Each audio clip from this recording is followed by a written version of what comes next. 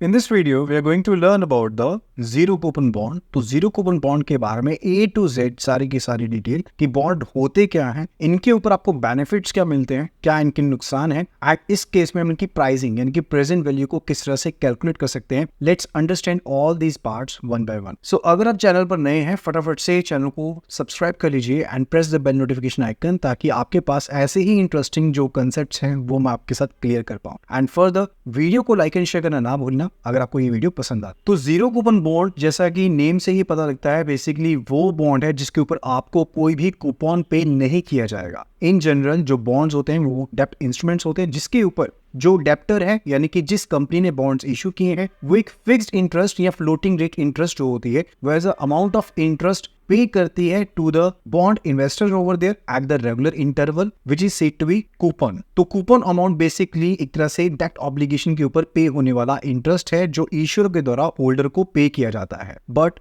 Zero coupon bond के case में ऐसा कोई भी इंटरेस्ट जो है वो यहाँ पर पे नहीं किया जाता, यानी कि कोई भी कूपन पे नहीं किया जाता। जो भी ये कूपन होता है that is actually calculated on the face value. Let's say case अगर किसी बॉन्ड के केस में आपके पास जो कूपन है दैट इज 8%, उस बॉन्ड की फेस वैल्यू 100 रुपीज है, तो जो कूपन पे किया जाएगा ईयरली बेसिस के ऊपर that will be 8% of ₹100 that is equal to ₹8 over there, right. लेकिन जीरो कूपन बॉन्ड के केस में कोई भी कूपन आपको पे नहीं किया जाएगा। तो जो अर्निंग आपको in case of zero coupon bond होती है वो इंट्रिंसिक यील्ड की फॉर्म में होती है, यानी कि जो बॉन्ड होता है वो डिस्काउंट वैल्यू के ऊपर इशू किया जाता है। कहीं तो अगर फेस वैल्यू ₹1000 है तो बॉन्ड हो सकता है कि आपको 930 रुपीज में या 800 रुपीज में, यानी कि फेस वैल्यू से कम वैल्यू के ऊपर आपको इशू किया जाता है। मैच्योरिटी के टाइम पर जो आपको वैल्यू मिलेगी यानी कि मैच्योरिटी वैल्यू या पार वैल्यू जिसको हम कहते हैं वो आपको फेस वैल्यू के इक्विवेलेंट मिल जाए। फॉर एग्जांपल अगर मान लीजिए बॉन्ड इशू किया गया 1000 रुपीज वाला 850 रुपीज में, तो मैच्योरिटी के ऊपर 1000 रुपीज मिल जाएंगे, यानी कि जो ओवर द पीरियड आपके पास पैसे आपने अर्न किए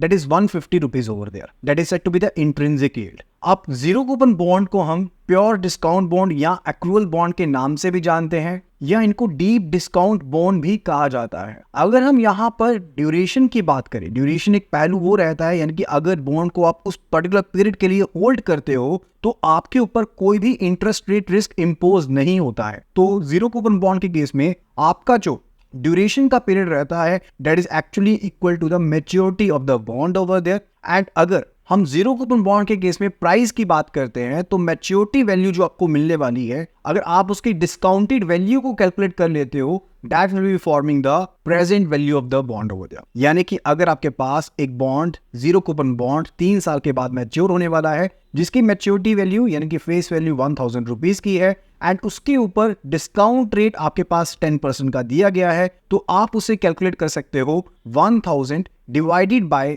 1 + 0.10 रेज़्ड टू पावर 3 को कैलकुलेट करते हुए, यानी कि आपने जो आपके पास 3 साल के बाद कैश फ्लो मिलने वाला था उसको 3 साल के डिस्काउंट फैक्टर के साथ मल्टीप्लाई कर दिया, यानी कि आपने 3 साल के बाद की मैच्योरिटी वैल्यू को प्रेजेंट वैल्यू में कन्वर्ट करके कैलकुलेट कर लिया। जितने पीरियड के लिए आप पर्टिकुलर डिस्काउंट करते हो आप in case of the zero coupon bond उतने पीरियड को 2 के साथ मल्टीप्लाई करते हो हाफ ईयर्स को कैलकुलेट करने के लिए, एंड जो रेट आपको डिस्काउंट की दी गई होती है आप उस रेट को 2 से डिवाइड कर देते हो, बिकॉज वी बेसिकली थिंक कि आपको जो यहाँ पर रेट मिलने वाला है वो हाफ ईयरली बेसिस पर आपको कूपन मिलने थे। तो इस तरह से हम जो प्राइसिंग होती है जीरो कूपन बॉन्ड की उसे कैलकुलेट कर सकते हैं। Let's understand this with an example over here. So when you are provided with such data जहां पर आपको जो बॉन्ड है 1000 रुपीज का दिया गया है, यू आर प्रोवाइडेड कि ये जीरो कूपन बॉन्ड है, 3 साल की बॉन्ड की मैच्योरिटी है, उसके केस में आपको कैलकुलेट करना है प्रेजेंट वैल्यू ऑफ बॉन्ड को। तो इन जनरल जो प्रेजेंट वैल्यू ऑफ बॉन्ड का फॉर्मूला होता है that is equal to face value के ऊपर आपके पास PVIF फैक्टर लगता है, यानी कि प्रेजेंट वैल्यू इंटरेस्ट फैक्टर लगता है ओवर द KD परसेंटेज जो कि डिस्काउंट रेट है